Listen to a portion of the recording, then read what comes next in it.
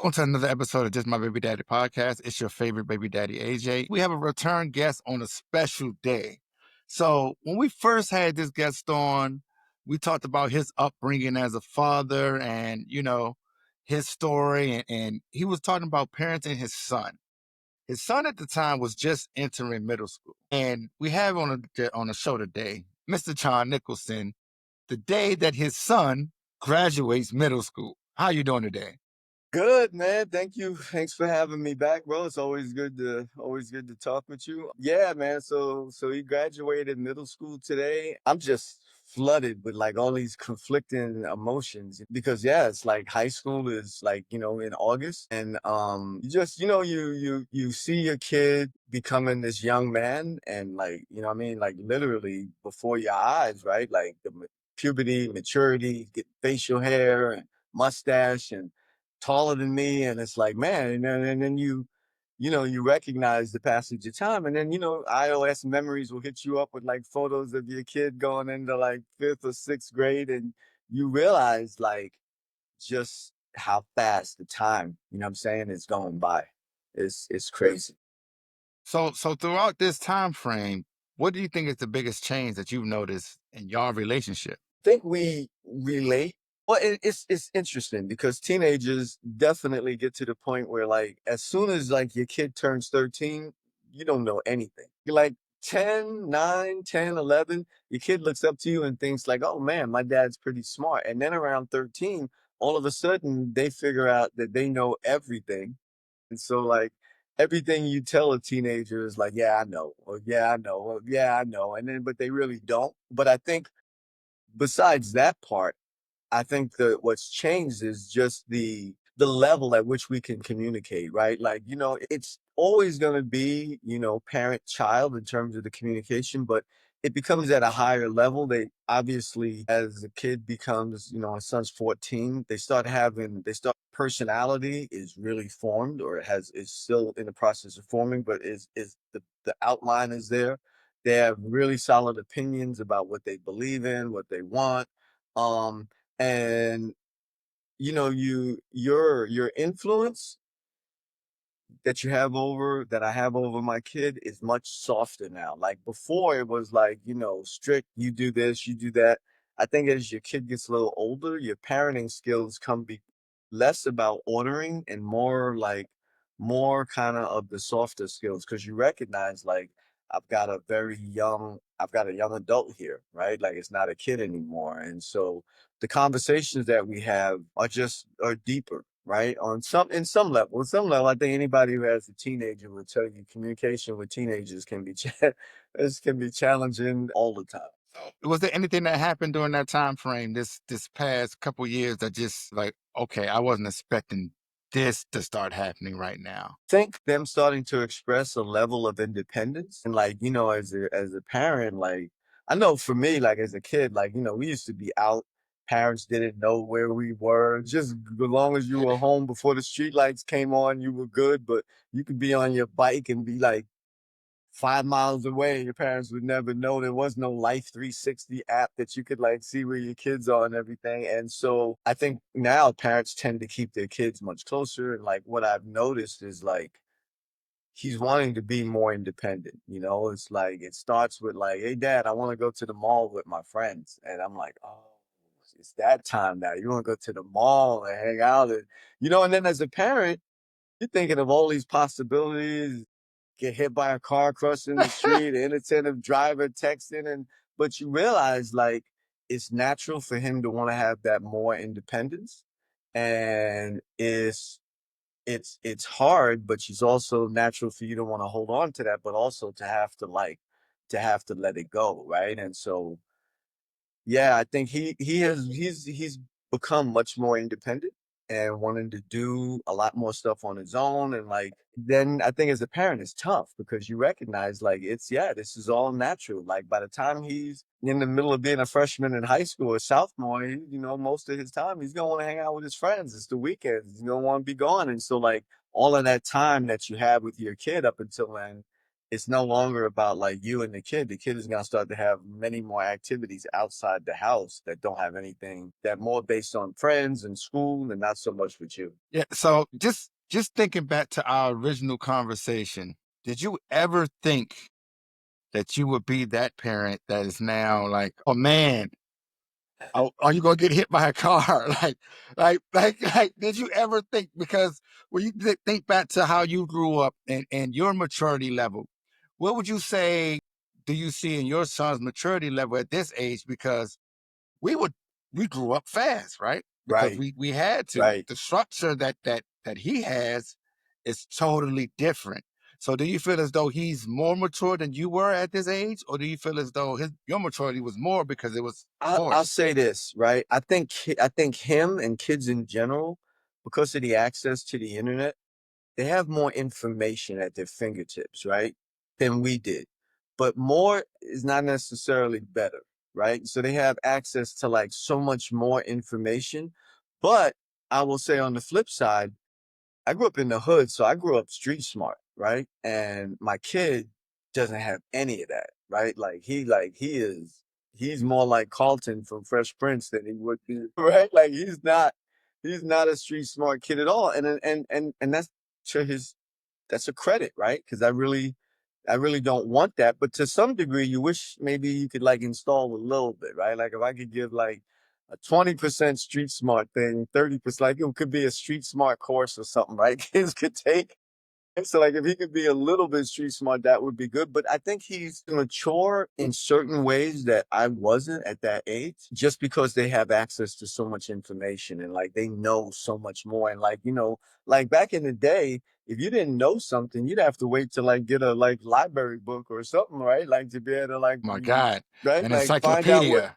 yeah, now whatever it is you don't know, you can find out in 5 seconds, right? And so I think that that's a plus, but sometimes too much information, the availability of too much information, it doesn't always isn't always better. So has it been him maturing into his becoming his own man? How have you accepted that? But, bro, grudgingly, right? Like it's so funny because there's stuff around the house that like I could have him do or whatever. But in my mind, I'm like, nah, you know what?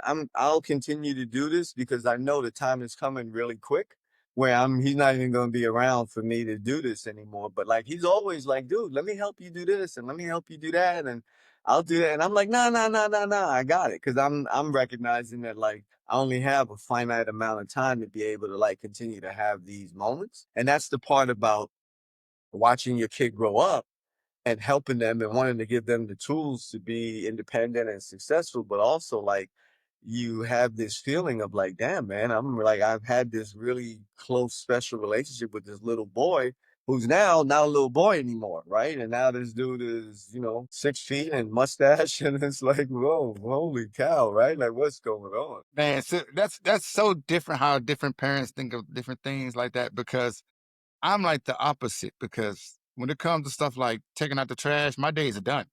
Like it's Right. over. Like I'm not doing that. Like what are we talking about? Like washing my car, all of this. This is your job. It's not like dad, let me help you. It's like, no, you're gonna help me. Actually, soon it's not gonna be you helping me. You're just gonna do it. So Right. like, yeah, I get it. I get it. I guess because and also mine isn't with me all the time. Mm. So it's like I feel as though when I have those moments, I gotta make sure I instill that in him because I don't know if he's getting it all the time elsewhere.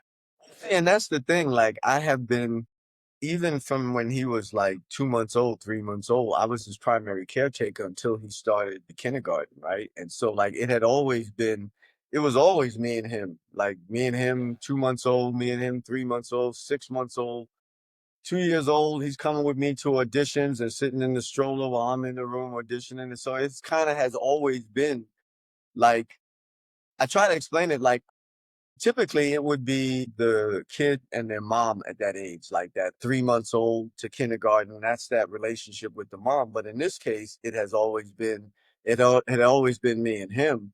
And so I think that for me anyway, that adds like a different level of complexity because I would be the dude at the park, right? And like Phoenix would be like 3 years old, 4 years old. I'm at the park And like I'm the only dude. This is all like moms and You nannies know and who you shit, and this talking is to me. right now? Like I got my what is she? 20-month-old daughter upstairs right now. And it's just me and her in this house. Like it's nobody here. And I get that. No, that's a whole different story, a whole different feel when they're young like that, and it's just you. I go to the park right here by my house, and now I'm almost I don't even want to say a neighborhood dad because a neighborhood dads are different than me. The neighborhood moms don't talk to them like they talk to me now. Like I'm in Right, the stroller, right? Like it's weird, right? Like right, I'm almost not like one of the neighborhood dads at all because they're not like me at all. And I'm really not like the moms, but when they get in a little stroller and they just want to sit down, let the kids run around, and I'm looking like, yeah, that's just me every evening. So right. I get that totally. But when you talked about one thing you said is they get older and it's like, Dad, you don't know anything, right? But you do when it comes to what he wants to do. Mhm. And so, how has that transition when him getting into acting and more? Is he listening to you more now, or is he now starting to Yeah. feel as though I'm pushing away on that part? Yeah, my son is like, if you know anything about like the zodiac signs, he's a Capricorn. So like that, they are just built in stubborn ass people. And so like, if you say blue, he'll be like red, red, green. It's just kind of and so I think one of the things that I've learned, and part of it is him maturing, but also me learning, like, you learn your kid and their personality, you learn different ways to motivate them. So I think he's learned to listen a lot more. I think he's much more accepting. I think in that regard, I think there's a lot of mutual respect in for me for him and him for me in terms of his ability, in terms of him knowing that like when I tell him stuff, I'm just trying to help him be like there would be times on set. I'm always watching him. I'm always looking for a teachable moment. If it's a break between shooting, I pull him over. Hey, blah blah blah. I saw this, whatever. And there would be times when he was younger, he would see me looking, and I'd be like trying to motion him, but he would pretend like he didn't see. He don't see He would you. pretend like he didn't see me, so he wouldn't have to come over, right? Which would really piss me off. But now he comes and he finds me, and he'll say, "So what? He'll say, "What you think?" Or he'll do if the scene will be cut and he'll look to me to see if I'm like thumbs up, thumbs down. And so I think we've become much more collaborative. So how does that feel though Well, when it he feels does that? amazing. I think the two things since the last time I was on the show, two things that have happened that have the three things that have happened that have been amazing. So last July, he got nominated. They have this award. It's called the Young Artist Academy Awards. It's like set up like the Academy Awards for kids 18 and under. And it's kids from all over the United States, Canada, Europe. And so last year he got nominated for Best Supporting Actor. It was held at the Directors Guild down in Hollywood, red carpet. It was like Getty Images was there, the whole thing. It was like totally fly. And we're there and I'm the whole time I'm telling him, bro, like if you don't win, just know, I'm saying it's great if you get nominated or whatever. We're sitting in the studio and boom, they call his name and he won and like I lost my shit. I'm like screaming. I was actually that dude. I'm screaming and shit. So he goes up, he gets the award. I was like, wow, I cannot freaking it was definitely definitely like a highlight.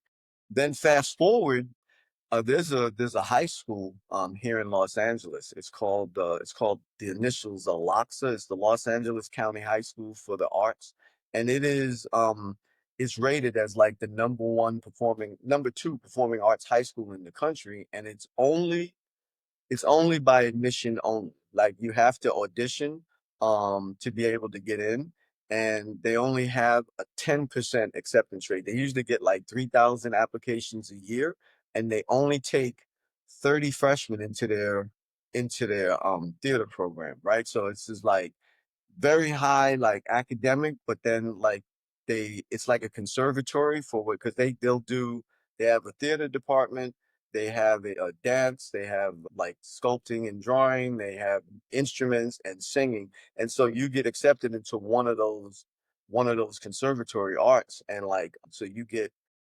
strenuous academic training in the morning, and then it's like all out training in your specific thing in the afternoon. And so like getting into this school was crazy. So like he had to for 3 months he had to do these monologues and he was rehearsing this for 3 months, every day, night and day for 3 months.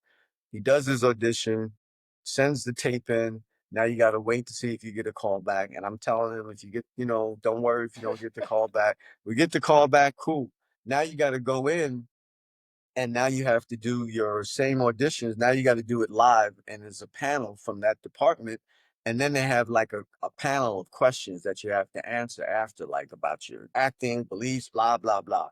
So he does the callback, and he answers all the questions, and then now you gotta wait like 3 weeks. And so like I'm like, the day comes, May 7th, March 7th. I know the notices go out. I'm checking my email.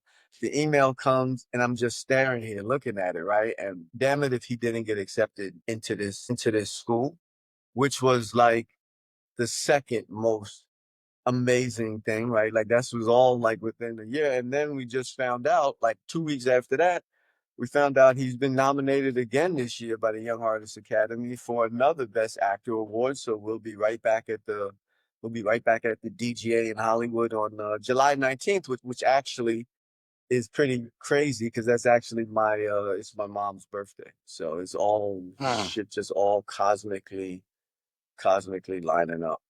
But the school thing is amazing. Like I'm like, I still, in fact, when I got the notice that he got in, I was tripping so hard. I was like, because they were like, oh, you have 2 weeks to reply back and let us know if you'll accept it. I like replied back like 10 seconds, just in case y'all made a mistake. I'm gonna reply back right now just so that there's no yeah, man. So that was and like this school has an amazing history. Anthony Anderson graduated from this school. He's one of the alumni. And so they've got some pretty famous alumni in music, in the theater program. And and like you can only get in by audition. So that was some amazing stuff has happened in the last year. So it seems like in about 4 years he'll be on his way out here to Howard. You know what I mean? It's just follow. Or I mean, you're in LA already. Pretty sure you might just stay out there. Yeah, I mean, I would love. I know a lot of the students that graduate from this college, they end up auditioning for Juilliard or damn, what is the other one? There's another like I think it's either Princeton or Yale is supposed to have like one of the top drama departments in the country. So I don't know, man.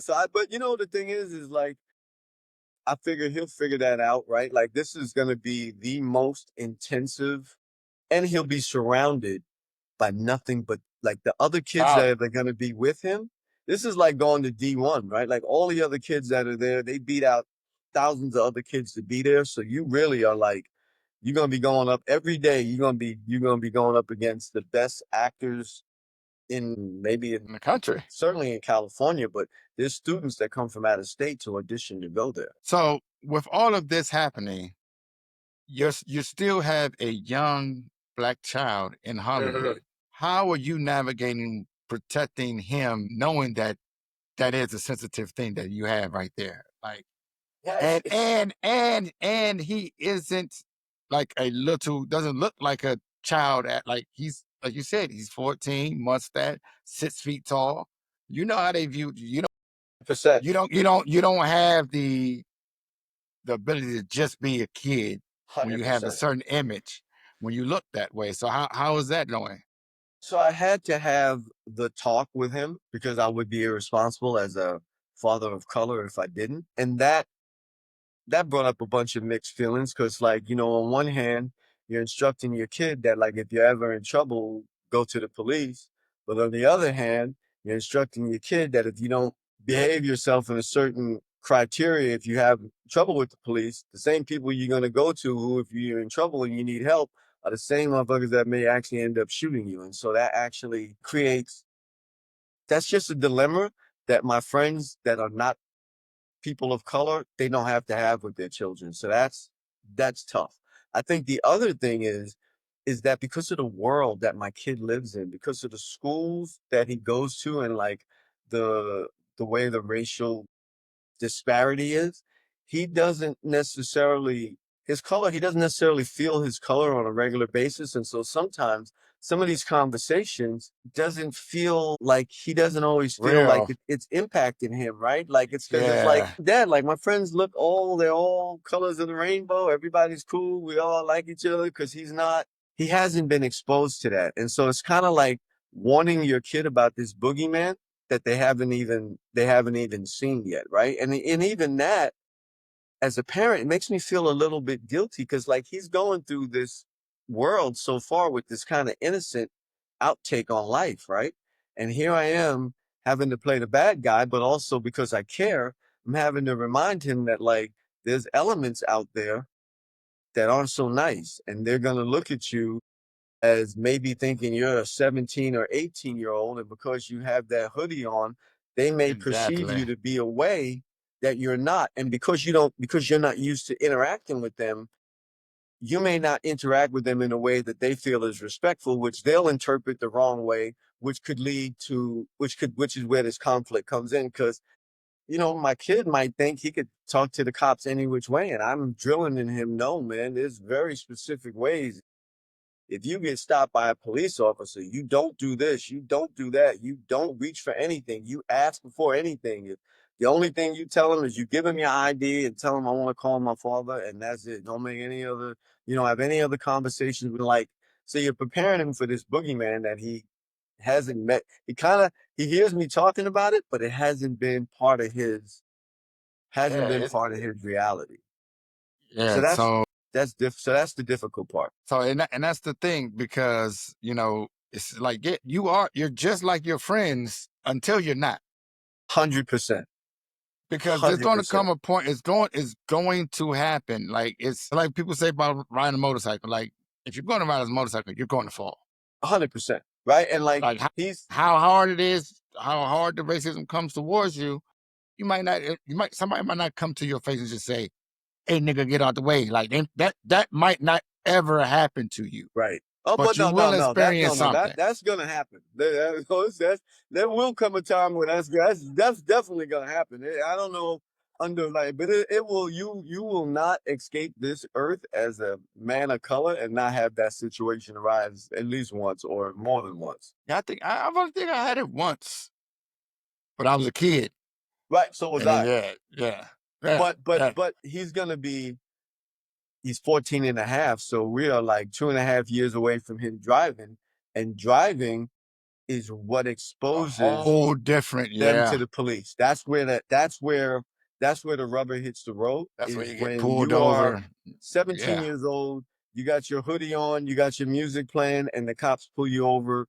That's where the rubber hits the road. And so like I'll need to start ramping up these conversations with him, because I think in my neighborhood growing up, I already knew what was up with the police because I had already seen interactions with them. I knew people who had interactions with them. I already knew what the deal was.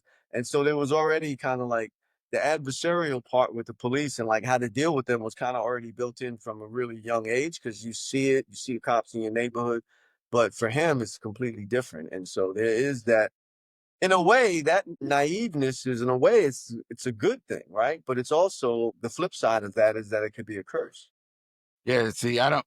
It could be not just a curse; it can be dangerous, 100%. That's what I and mean. that's Yeah. the and that and that's the biggest problem. And the worst part is the kids, especially my kids, like they look at me like I'm a damn dinosaur. Like whatever happened in the world when I was there, Was like the like world is y'all were back when y'all were completely, slaves. yeah, yeah, like yeah, life is totally different than it was in the 19s. Right. Like, what do you mean the 19s? Like, what do you like? What? Oh my, you act like it is 2060 or something. Like y'all little bastards just got here too. Right. I mean, and then like even like I'm just looking at even like my son is like like the hairstyles are like it's like watching deja vu again, right? Because like now all of a sudden these kids are wearing baggy clothes again, right? And like afro kids got afros now, and it's baggy clothes, and they got fades, and they're like thinking that they're onto something new, and I'm like, y'all really don't realize that this is a complete Yeah, retread. What y'all doing right now is a complete retread. that's when you start sounding like your parents. Because we are parents now. Because that's when you really realize the transition of life. Like, yeah, oh, I am my parent. Because this is 100%. exactly the way they used to talk about me. 100%.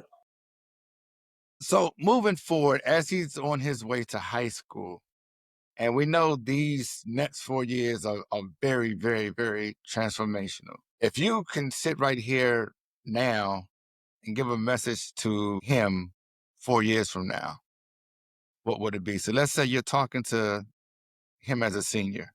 What would you have liked to have seen happen, like to that person? That's interesting because I've been having this conversation because this is something that I've kind of come to a realization about. Like one of the things that I know that I used to do, and I've actually started like watching some of these videos, and I realize how important it is like the conversations that we have with ourselves, how we talk to ourselves, how we talk about ourselves. Sometimes something happens and, we'll be like, God damn, how could I have been so stupid? How could I have done something so dumb? And like, I watched something and it said, if somebody who is close to you, a loved one, parent, a kid, had done something, would you talk to them the same way that you talk to yourself? And if the answer is no, then that means that because the inner dialogue that we have with ourselves is so important. And I've started to learn just how important it is. And so I think the one thing I would say to my son going forward is, like as you go forward, always believe in yourself, always understand that like whatever negative time or bad time you're going through, it will never last. It's a season and there's always going to be whatever good probably isn't going to last forever and whatever bad isn't going to last forever. But I think one of the most important things that I have told him and I will continue to tell him even 4 years from now is always be as quick and forgiving and understanding and supportive of yourself as you would be to anyone that you would consider your best friend, a lover, a loved one. Talk to yourself with the same kindness and gentleness and reassurance that you would to somebody else. Because I know for me, that had always been a struggle. Like I would be like my own worst critic, and you can get caught up in that energy and like it doesn't necessarily lead to good things. And I think how you talk to yourself and what you say to yourself matters. That is helping instill that's a recurring theme that we had on this show, is instilling confidence in our children, and that right there is a prime example of that. Like that is very important because those high school years can be real trying times, and you don't know how you feel, and you don't know that it doesn't matter. You in the moment that you live in it, everything matters. It's the biggest thing in the world, Mhm, no matter what it is. mhm. But if you can keep and have somebody like yourself, a dad there to help guide you navigate that, hey, this is going to be over with. 4 months from now, what was the biggest thing in the world to you, you're Uh, going to completely forget about. won't like friendships or like issues or setbacks or whatever, like it won't last. I promise you, it won't last. Whatever you're feeling, because feelings change. And that's the other thing I would say is whatever you're feeling, feelings can change. You can be depressed, that shit can change. You can be happy, that can change. Your feelings will change in a day, in an hour, in a week. So, and that's the other thing, is like not that long ago, he and I did this video it was for like bullying, but it was really about teen suicide, right? And I think that's the other downside of the internet is that it opens up a lot of stuff that can happen to kids. And so they just gotta know that like whatever it is you're going, because now if something happened back in the day, people talked about it and it got around, but it didn't get around the way things get around on the To internet now. everybody. Right? Yeah. Like now all of a sudden you get your ass beat and now everybody knows about it because it's all over the internet. When back in the day, you had a fight and you took a bad one, that was just the people who was there knew about it, and that was it. Maybe 50 people. And look, if it goes on the internet, if it gets 1,200 views, that's like very few, right? Right. But to the person is That's happening your whole to, school, that's 1,200 people that saw me get my ass whooped. 100%. And so Like, and Lord so it could knows be if it goes viral. and then like most people, everybody in school probably looks at some of the same stuff. They pass it around, right? And so like if something happens, good or bad, that shit becomes new. Like, and so just there's so many more challenges I think kids have now just because of because of social media and stuff that it's in some ways it's much harder because mistakes I made was just my mistakes back in the day. Mistakes I made now, if I made them now, it would be everywhere. Everywhere. Oh my gosh. Oh my gosh. But man, listen, we might be checking back in 4 years just to see, and especially to see how what you said this last part, how it plays out. Oh, yeah, I'm looking forward to just enjoying him continue to grow. You know, if he goes on and wins an Emmy or an Oscar, I'd be super proud. But if he decided tomorrow that he wants to do computer programming or something, I'd be just as, or like he wanted to do coding, I'd be just as happy with that. I just think life is so short, man, that I just want him to embrace it, to love it, and to find a thing in life that that makes him happy, man. And just And well, listen, I will say he's done amazing things so far. And I will give yourself a lot of credit because you did it on your own in the beginning. And that foundation which you set is now starting to show itself right now. There's no way, I won't say there's no way because, kids are always resilient. They can always find a way, right? But the foundation and the platform that you set for him, it shows. And in everything that you poured into him is what he's able to show to other people. And so that talent that you have is poured into your son, and now that's going to be able to show to everyone. So I appreciate you for being on and allowing everyone else there to hear it now early because they all want to see it. So I appreciate you again. yeah, man, well, it's always good talking to you, bro. I'm still a little broken up about the Knicks, but we'll be back. We'll be back next year. Listen, I'm a Wizards fan. Okay, Well, okay. I can't say anything. We won't even touch on that. Right, right. Episode of Just My Baby Daddy podcast. I know you liked what you saw. So what I need for you to do is go back and look at past episodes. Make sure you like, subscribe, and share our YouTube page, Just My Baby Daddy Podcast. And you can follow us on all social media at Just My Baby Daddy Pod.